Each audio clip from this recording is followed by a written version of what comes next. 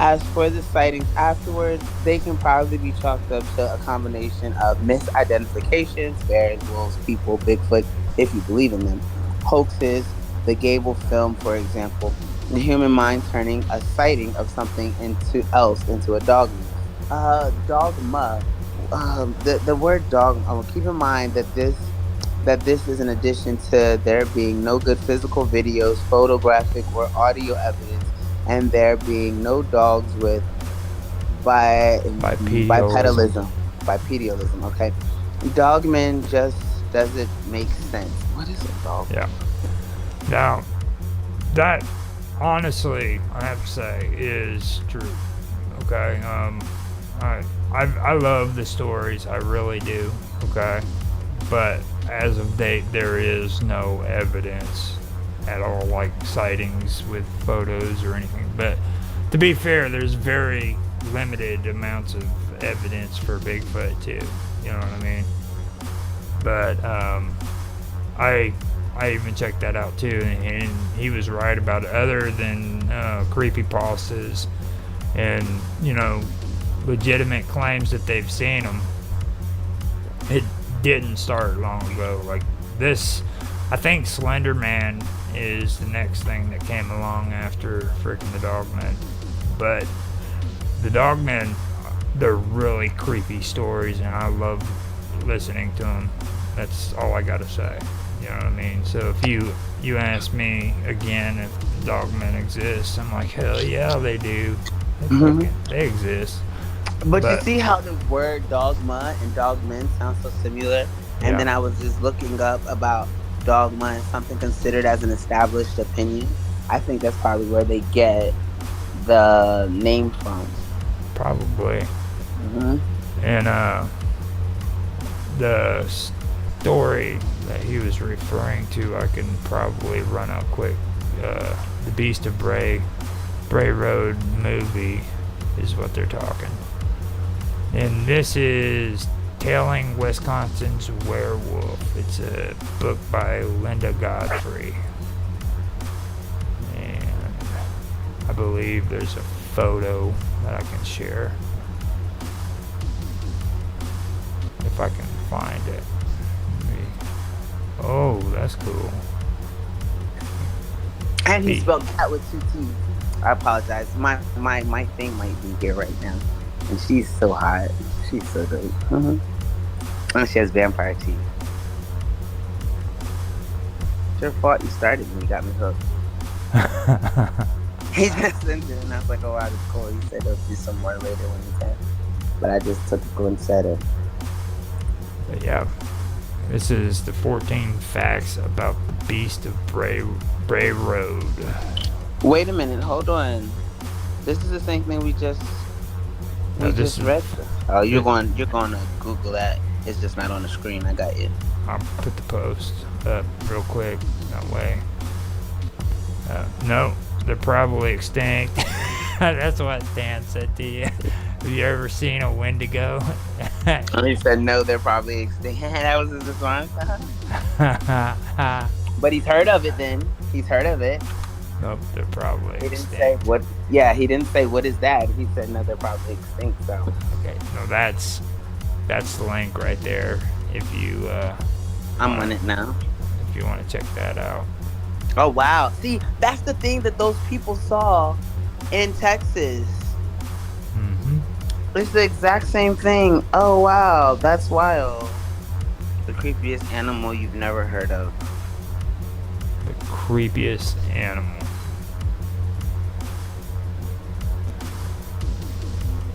I'm The beast gonna of Braywood is a big. Go ahead. go ahead. I was The beast of Braywood is a Bigfoot-like cryptid. It stands on two legs and could resemble a bear, or in some cases, a wolf. It is very large, intelligent, and brown-gray in color. See, there's too much description for it to be a myth.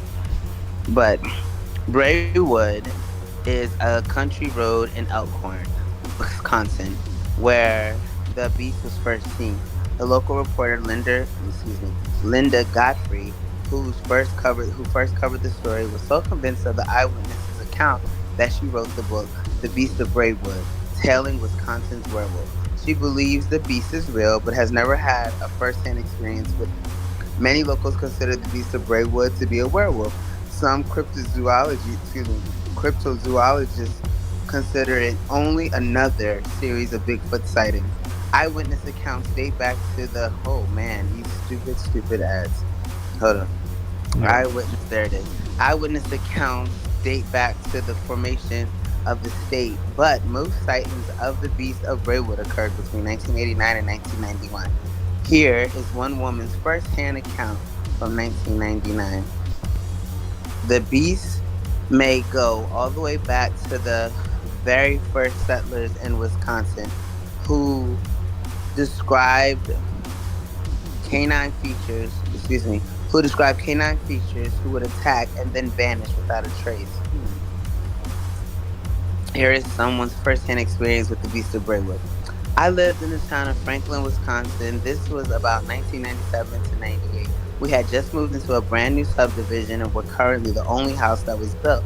The rest of the area for a long distance was empty. Lots on what used to be the adjoining farm's old land.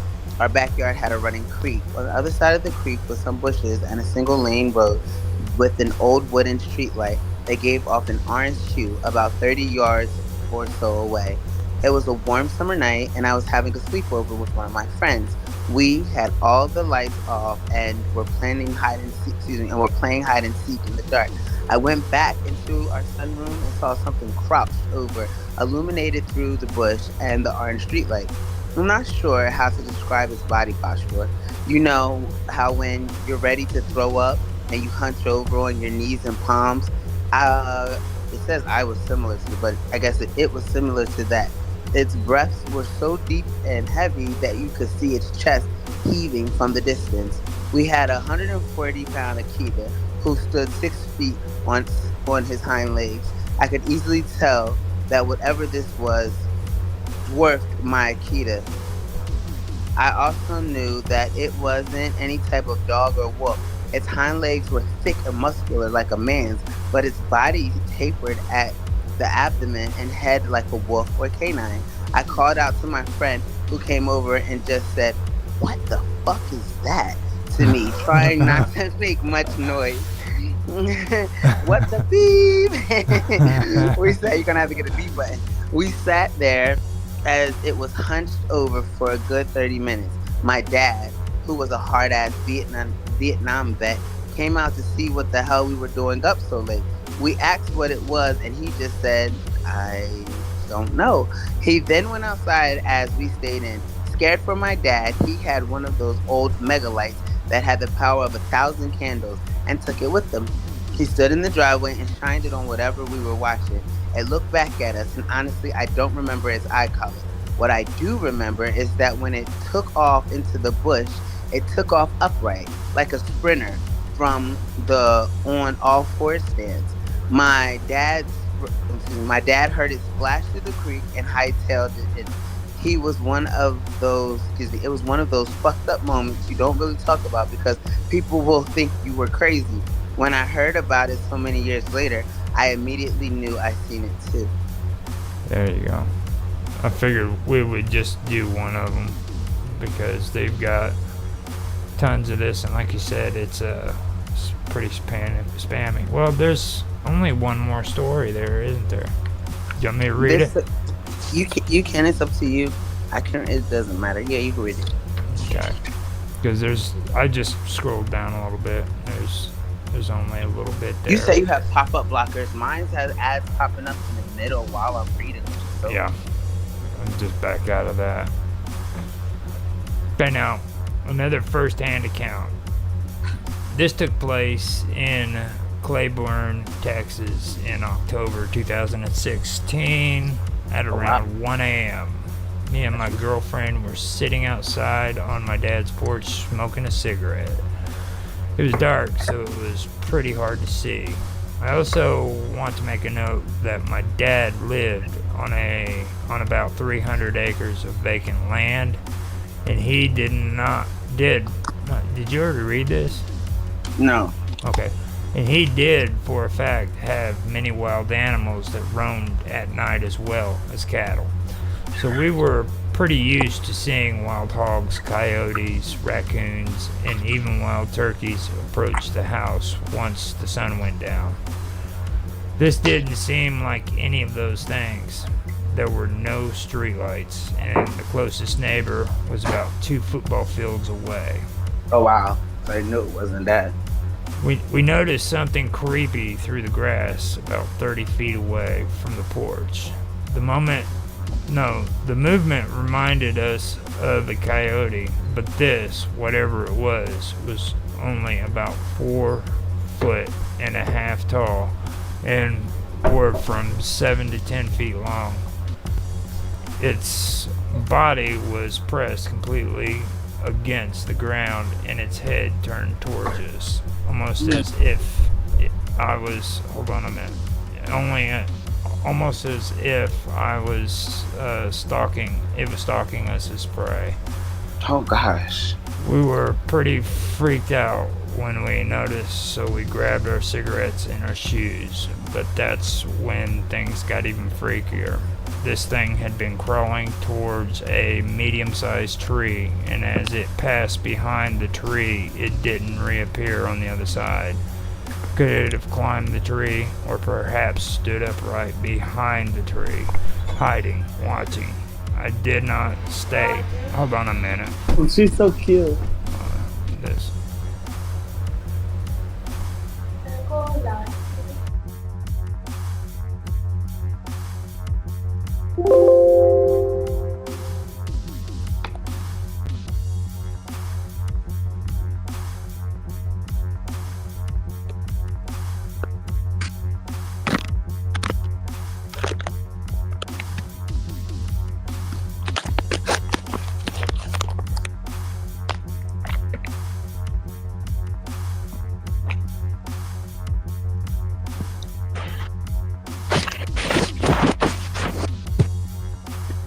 I know your people have to be super grateful for you.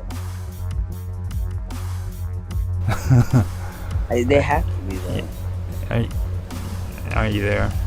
Yeah, I'm here. Okay. I Now, this thing happened, had been crawling towards a medium-sized tree, and it passed behind the tree. It didn't reappear on the other side. Could have climbed the tree, or perhaps stood upright behind the tree, hiding, watching. I did not stay around to find out. All I know is that the footstep stops, so it wasn't running away out of view. My girlfriend suggested we go get a flashlight and try to scare it off, to which I responded, "Are you fucking crazy? Get inside now." After searching Wikipedia, I thought it might have been the beast of Bray Road, or maybe a werewolf. Sean Hannity. Oh wait, no, hold up. I've spent some time on Bray Road. A good friend of mine has too. You hear things in the woods, maybe see shadows in the fields, but I've never had a true sighting of anything. Just a creepy being watch feeling. But that could simply be nerves, as you're expecting, hoping for something to happen. My friend has experienced quite a bit and has some expressive EVPs from different areas. I had something on 2 legs running in front of me on the northern side of Madison, Middleton, in Wisconsin, but it happened so fast it's hard to say what it was, or could have been deer, wolf, coyote, lunging. It seemed pretty big. Skeptics believe the beast of Bray Road is actually a wild dog, and eyewitness accounts are skewed by mass hysteria. And that's really not that can walk on 2 legs.